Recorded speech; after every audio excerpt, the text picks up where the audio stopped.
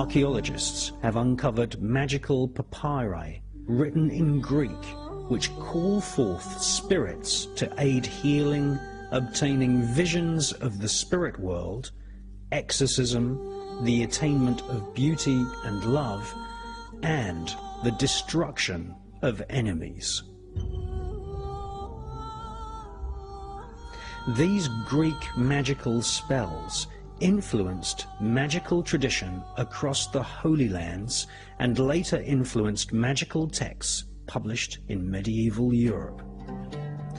The names of the spirits invoked in these magical ceremonies had to be called out accurately, with the correct pronunciation, in order to summon the correct spirit.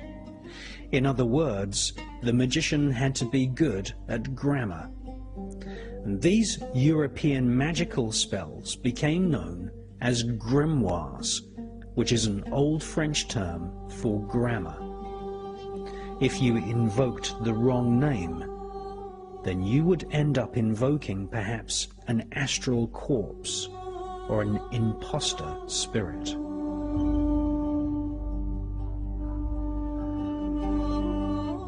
In the writings of Lactantius, he describes the thousands of lost spirits. They are defiled and abandoned demons who roam the face of the earth seeking comfort in destroying men. They fell everything with their tricks and strategies, their deceits and wiles. Lactantius was referring to the incredible seductive power of spirits and demons. If you perform magical ritual well, choosing a time which is most conducive astrologically, and calling the names correctly, then in the mind's eye of the magician, or more alarmingly, in physical plane view, perhaps in the reflections of a crystal ball, or forming a face in the smoke of sacred incense, you will eventually be confronted with the presence of a spirit. And so my friend, the master, devised this pretty little scheme as a way of getting back a horror to the eyes of all men who seek faith using magic. It's not enough, you see, to be a spirit. Today, some of the world's greatest libraries have collections of ancient magical manuscripts. Amongst these collections of manuscripts, there are personal diaries of several medieval magicians.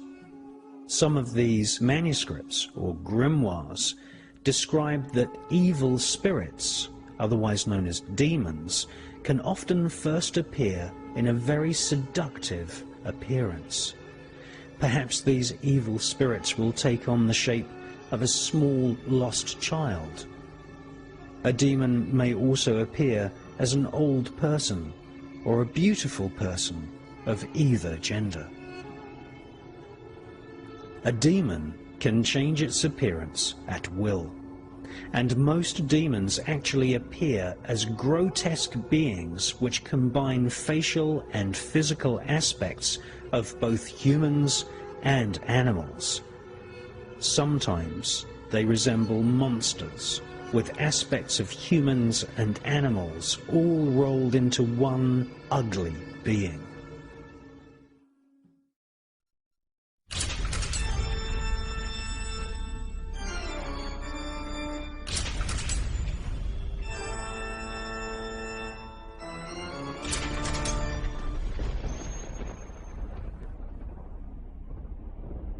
If you want to see what the demons look like, then you only have to visit any of the cathedrals and churches built by the Knights Templar.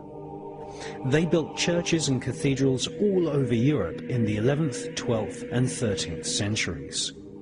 So-called gargoyles are actually representations of the demon spirits described in the ancient book of Howling, otherwise known as the Goétie.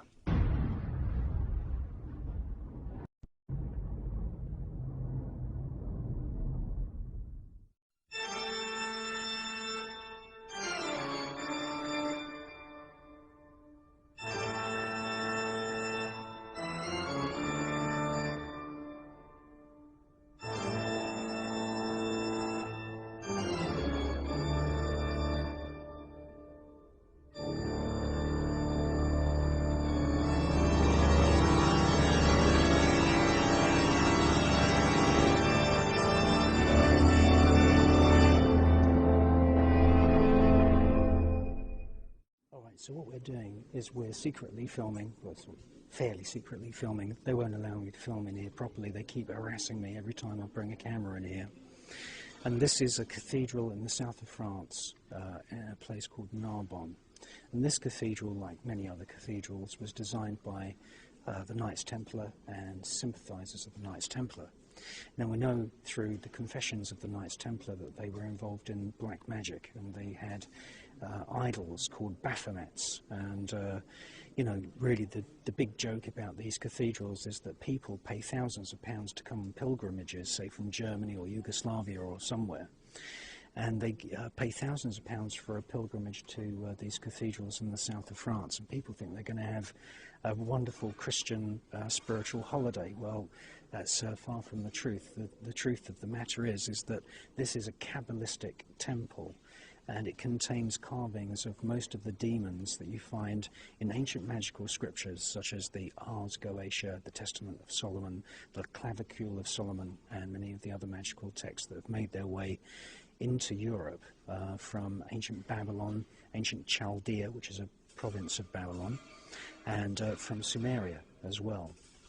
Now, the people that run this cathedral are basically just scamming people, because there's nothing Christian here at all. You're even hard pushed to find a crucifix. A proper crucifix has got an image of Jesus. Well, these are few and far between in this place. There's no blueprints of this cathedral in existence whatsoever. That's nothing unusual. The blueprints were usually sketched into plates of wet wax or wet clay, and then they were destroyed after the cathedrals were built.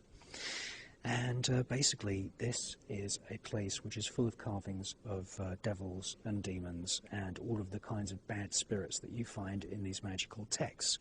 And behind me you can see a very, very typical example. Now, about 3.5 years ago, this altar was uncovered. And it's full of demons, and it's full of devils, and it's full of devils eating people and all this kind of thing. And I filmed it a year ago, and unfortunately a couple of the curators saw me filming it, and they really didn't like me filming it. Now, in the year that's passed since I was here last time researching this particular cathedral, what they've gone and done is they've gone and bleached all of these demonic and devil figures, because when I was here a year ago, they were painted in very gaudy oranges and yellows and blacks and reds and this kind of thing, and it really did look completely satanic and completely demonic.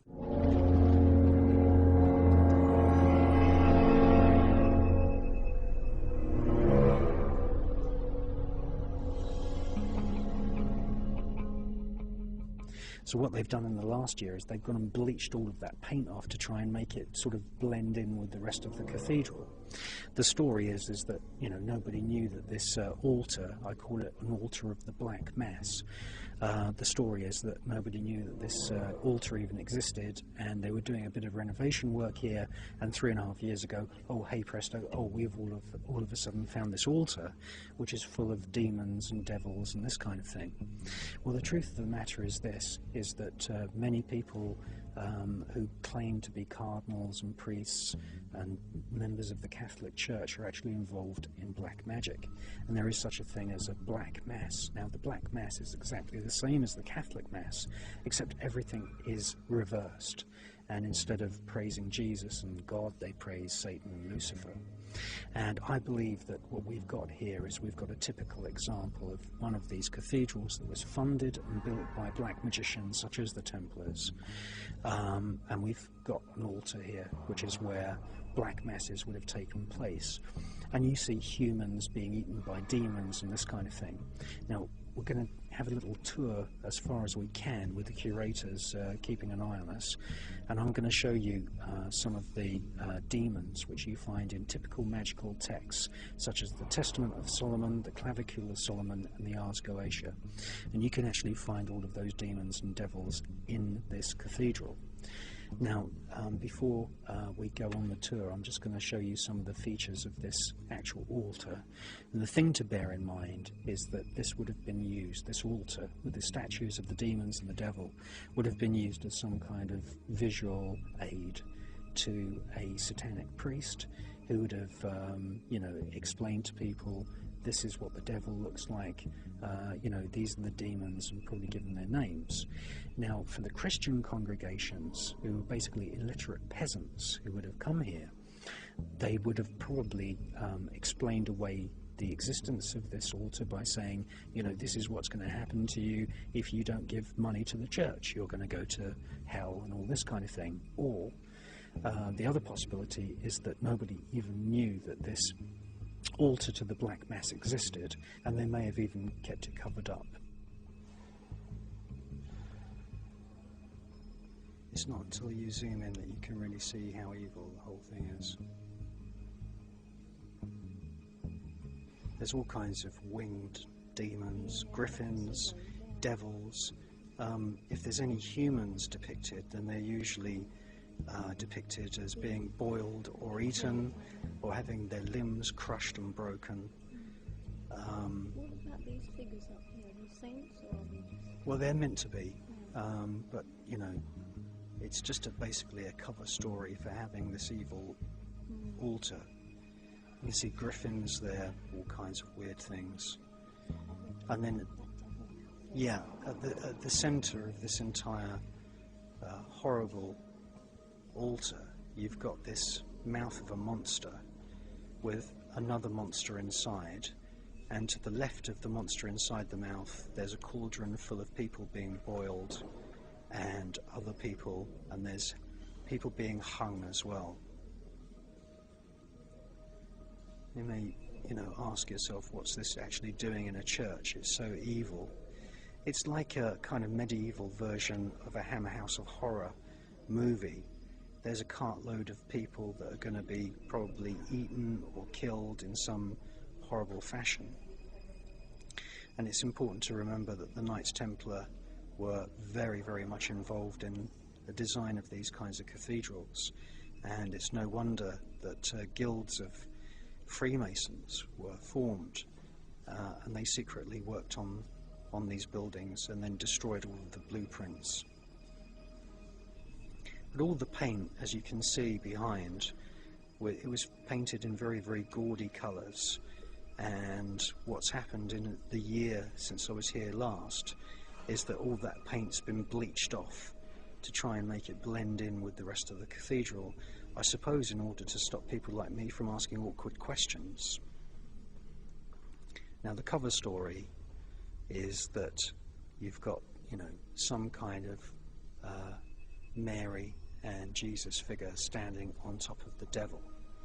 But as far as I'm concerned, it's strange that this altar was covered up and not known about up until 3.5 years ago.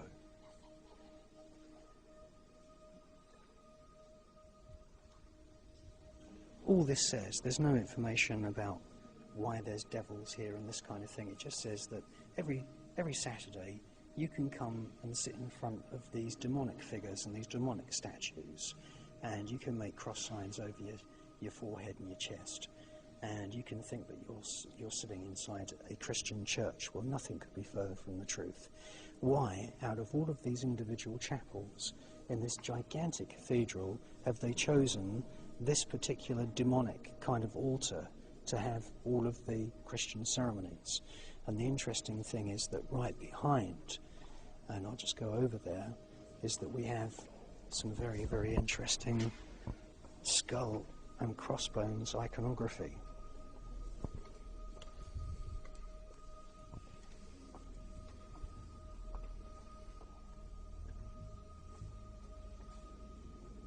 I don't think that's very Christian at all.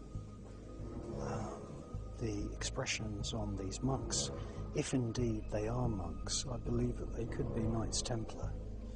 As you can see, their expressions are very, very strange.